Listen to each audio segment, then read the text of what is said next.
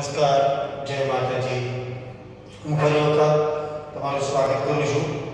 અત્યાર સુધી આપણે 3 દાખલાઓ જોયા હતા નામાની અંદર ટૂંકા ભાગમાં. આજે આપણે દાખલા નંબર 4 નો અભ્યાસ કરવાનો છે. આ 4 દાખલાનો અભ્યાસ કર્યા પછી હું તમને હોમવર્કની અંદર 4 દાખલા જે આપણે ગણાવ્યા છે તે જ દાખલા હોમવર્કની અંદર આપવાનો છું, જેની અંદર તમારે દાખલો કરી તમારે WhatsApp ની અંદર દાખલો આપવાનો છે. અમે જોઈશું. તમને કોઈ પણ પ્રશ્ન હોય તો અમને ફોન કરી અને એનું સોલ્યુશન અમે લાવશું. તો મિત્રો જોવો પહેલા અહીંયા દાખલા નંબર 4. રાજકુમાર, કૌશિક અને શર્માનું નફા નુકસાનનું પ્રમાણ 15/10/9 છે.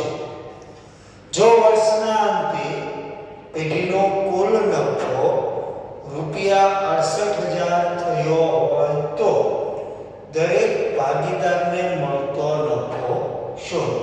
હવે જો મિત્રો બહુ સિમ્પલ દાખલો છે અહીંયા કે ભાઈ 3 તમને આપી દીધા છે નામ કે ભાઈ રાજકુમાર, ભાગીદારોના નામ છે રાજકુમાર, કૌશિક અને શર્મા. હવે એનું પ્રમાણ આપણને આપેલું છે 15/10/9 આપેલું છે. વર્ષને અંતે નફો આપણને આપેલો છે 68,000.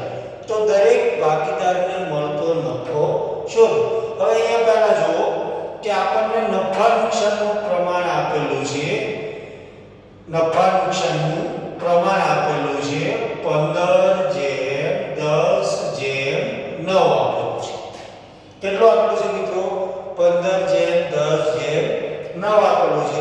તો પહેલા આ જે પ્રમાણ છે એનો કુલ આપણે ટોટલ કરશું. એટલે કે એનો સરવાળો કેટલો આવશે? 15 ને 10 35, 35 ને 9 34. કુલ કેટલા આવી ગયા આપણી પાસે?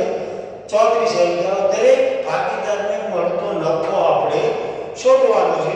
પણ આપણો પહેલો ભાગીદાર છે કે ભાઈ રાજકુમારના ભાગે નફો. રાજકુમારના ભાગે નફો. તો કુલ નફો આપણને કેટલો આપેલો છે? 68,000 રૂપિયા આપેલો છે. એનો ભાગ કેટલો આપેલો છે? 15. હવે ટોટલ કેટલા છે આનો સરવાળો પ્રમાણનો? તો કે ભાઈ 34. તો ભાગ્યા 34. તો તમે સીધું ઉડાડી શકો મિત્રો. 34 દુને 68, 15 દુને 30. તો રાજકુમારના ભાગે નફો કેટલો આવ્યો? તો કે ભાઈ 30,000 રૂપિયા. કેટલો નફો આવી ગયો? 30,000 રૂપિયા. બીજું નામ છે કૌશિકનું. તો કૌશિકના ભાગે નફો બરાબર 68,000 ગુણ્યા 10/34. તો 68 ભાગ્યા 34 કરો એટલે કે ભાઈ 2 10 દુને 20,000 રૂપિયા. તો કૌશિકના ભાગે કેટલો નફો આવી ગયો? તો કે 20,000 રૂપિયા. હવે ત્રીજો ભાગીદાર છે આપણો કોણ છે? એ ત્રીજો ભાગીદાર છે શર્મા છે. તો શર્માના ભાગે નફો. તો શર્માના ભાગે નફો એ કેટલો છે? કે ભાઈ 68,000 ગુણ્યા એનું પ્રમાણ કેટલું આપેલું છે? કે ભાઈ 9/34. 34 દુને 68, 9 દુને 18. આના ભાગે નફો કેટલો આવી ગયો? 18,000 રૂપિયા આવી ગયો. હવે જો દાખલો જુઓ તો તમને સિમ્પલ છે. હવે 3 ના ભાગે નફો હોય છે. 3 ના નફાનો સરવાળો કરો કે ભાઈ પહેલાના 30,000, 30,000 માં 20,000 નાખો એટલે 50,000, 50,000 માં 18,000 નાખો એટલે કુલ નફો કેટલો મળી ગયો આપણને? 68,000 મિત્રો. હવે તમે અહીં જોઈ શકો છો કે વ્યવસ્થિત રીતે કે ભાઈ પહેલાનો ભાગનો નફો કેટલો? તો કે ભાઈ 30,000 રૂપિયા.